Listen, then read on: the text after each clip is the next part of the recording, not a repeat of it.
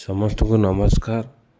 यह ହେଉଛି 4 नंगल ବିରୂପା सेतु जहाँकि 2018 मसीह निर्माण कार्य शेष है। ताहा बहु वर्ष पर अप्रोच रोड है किंतु ताहा संपूर्ण हो पारा नहीं। यह पटामुंडई केनाल सहित संजोग हवा कथा किंतु यही पर्यंत ही कंप्लीट होईची। ये रास्ता यूठू बहु लोग रास्ता जावासा कर रास्ता बहुत एक्सीडेंट होची। ये जगार पटामुंडई केनाल पर्यंत जमी अधिग्रहण हो पारा नहीं। लोकों को सरकार क्षतिपूरण दे पारे नहीं।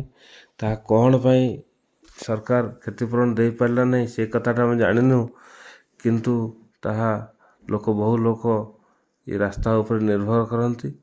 मोर गोटे कथा सरकार को यहाँ उपर दृष्टि दवापाई दृढ़ कार्यानुष्ठान नवापाई। जय जगन्नाथ।